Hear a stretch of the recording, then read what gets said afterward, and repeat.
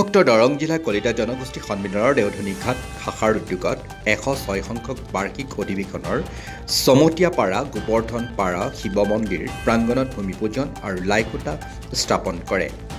মাংগলিক অনুষ্ঠানৰ মাজেৰে পুৰোহিত তিলক চন্দ্ৰ শৰ্মাৰ মন্ত্ৰ উচ্চাৰণ লাইখুটা স্থাপন কৰে খতৰা শাখাৰ প্ৰাক্তন সভাপতি আদিত্য চন্দ্ৰ বৰুৱাই। অসমৰ বৃহত্তৰ কলিতা জনগোষ্ঠীৰ শিক্ষা সাহিত্য সংস্কৃতি আধ্যাত্মিক চিন্তা চৰ্চা আৰু আৰ্থ সামাজিক বিকাশৰ লক্ষ্য সৰুগত কৰি দৰং জিলা কলিতা জনগোষ্ঠী সন্মিলনৰ দেওধনী ঘাট শাখা কলিতা জনগোষ্ঠী সন্মিলনৰ 106 বাৰ্ষিক অধিৱেশনখনি মাৰ্চ মাহৰ 22 আৰু 23 মাৰ্চৰ দুদিনীয়া বৰ্ণাঢ্য কাৰ্যসূচীৰে ৰাম সৰস্বতী স্মৃতি বিজড়িত চমতীয়াপাৰা গোবৰ্ধন পাৰ শিৱ মন্দিৰ প্ৰাংগণত উদযাপন কৰিব। উদুলি মুদুলি পৰিৱেশত লাইখুটা স্থাপন কৰা অনুষ্ঠানত প্ৰাক্তন ছাত্ৰনেতা কন্দৰ্প কলিতা সহ চন্দ্ৰকান্ত বৰুৱা, ব্ৰজেন কলিতা, অতুল চন্দ্ৰ চহৰীয়া অবিভক্ত দৰং জিলা কলিতা জনগোষ্ঠীৰ সন্মিলনৰ 106 সংখ্যক বাৰ্ষিক অধিৱেশনৰ সফলতাৰ বাবে কলিতাৰ জাতিৰ লগতে আঞ্চলিক ৰাইজৰ সহযোগিতা কামনা কৰে। আনহাতে উদযাপন সমিতিৰ সভাপতি বসন্ত কলিতা, সম্পাদক হৰি নাৰায়ণ চহৰীয়া আৰু দেওঘনীয়া শাখা সমিতিৰ সভাপতি কনক কলিতা আৰু সম্পাদক পংকজ কলিতাই উপস্থিত ৰাজ্যক ধন্যবাদ আৰু কৃতজ্ঞতা জ্ঞাপন কৰে।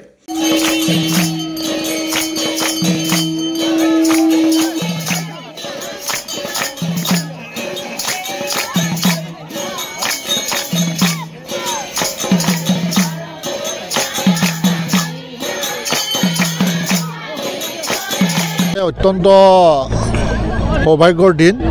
আমাৰ অবিভক্ত দৰং জিলা কলিতা জনগোষ্ঠী সন্মিলনীৰ দেওধনী ঘাট শাখাৰ উদ্যোগত আমাৰ ঐতিহ্যমণ্ডিত এই বানেগুচি অঞ্চলত ৰাজহুৱা খেলপথাৰত আজি আমাৰ যি লাইখুটা, এই লাইখুটা পালন হ'ল।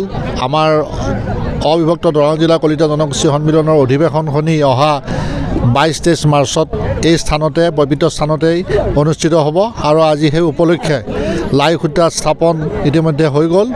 আৰু লাইখুটা স্থাপন কৰিলে আমাৰ এগৰাকী সমাজ হিতৈষী আমাৰ খতৰা শাখাৰ তেখেত প্ৰাক্তন সভাপতি আৰু তেখেত সন্মানীয় আদিত্য বৰুৱাদেৱে এই আমাৰ লাইখুটা তেখেতে হতুৱাই আমি স্থাপন কৰিলোঁ।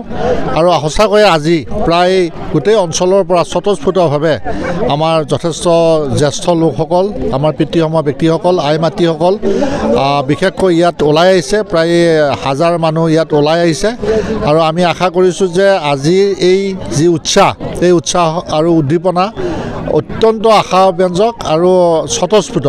সকলোৱে একেমুখে হৰিৰ নামেৰে ভগৱান শ্ৰীকৃষ্ণৰ স্মৰণ কৰি আমি সকলোৱে পবিত্ৰ মনেৰে আজি এই লাইখুটা স্থাপন কৰিছোঁ আৰু আমি আশাবাদী যে এক সুন্দৰ পৰিৱেশত ইয়াত অধিৱেশন হ'ব আৰু সকলোৱে ইয়াত সহযোগিতা কৰিব।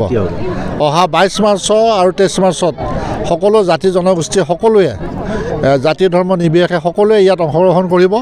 আৰু আজি ইয়াত যথেষ্ট আমাৰ জ্যেষ্ঠ ব্যক্তিসকল, আপুনি দেখিছে আমাৰ লগত যথেষ্ট জ্যেষ্ঠ ব্যক্তিসকলো আহি উপস্থিত হৈছে। গতিকে সকলোৰে আশীৰ্বাদ আছে, এই অধিৱেশন অতি কৃতকাৰ্য হ'ব। আমি আমাৰ খতৰা শাখাৰ প্ৰাক্তন সভাপতি মাননীয় আদিত্য বৰুৱাদেৱক আহ্বান জনাইছিলোঁ।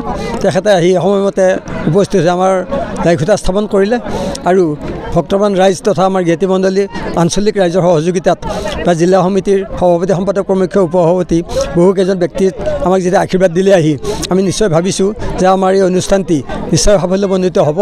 আৰু আমি ইতিমধ্যে চৰকাৰী পক্ষৰ লগত যোগাযোগ কৰিছোঁ। আজিৰ যি দুপৰীয়া অন্নমুঠি আমাৰ চিপাঝাৰ সমষ্টিৰ বিধায়ক মাননীয় ডক্টৰ পৰমানন্দ ৰাজবংশীদেৱে দিছে। গতিকে সকলো ৰাইজে নিশ্চয় অন্নমুঠি গ্ৰহণ কৰিব আৰু ভৱিষ্যতে আমি 22-23 মাৰ্চ 8 আৰু 9 চৈত এই দুদিনীয়াকৈ কাৰ্যসূচীৰে আমি অনুষ্ঠিত কৰিব লৈছোঁ। আৰু আমাৰ দাদাসকল আছে, জ্ঞাতিসকল আছে, উচ্চ যিখিনি ব্যক্তি আছে, সকলোৰে আমি আশীৰ্বাদ পাইছোঁ, দিহা পৰামৰ্শৰে আগবাঢ়ি গৈ আছোঁ। আৰু আমি আশা ৰাখিছোঁ ইতিমধ্যে আমাৰ আপ্যায়ন তথা অন্যান্য প্ৰায় 17খন উপসমিতি গঠন হৈছে। প্ৰতিখন উপসমিতিয়ে নিজা নিজা দায়িত্ব লৈ আগবাঢ়ি গৈছে আৰু আমি খুব সম্ভৱ দুদিনৰ ভিতৰত প্ৰায় 30,000মান মানুহৰ উপস্থিতি কামনা কৰিছোঁ। আৰু সেইমতে খাদ্য উপসমিতিয়ে তেওঁলোকৰ আপ্যায়নৰ কাৰণে সাজু হৈছে বা আমি 6টা তোৰণ পাইছোঁ।